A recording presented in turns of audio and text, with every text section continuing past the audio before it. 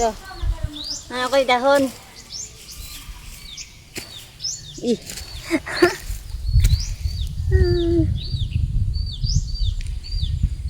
Manuwa na ta.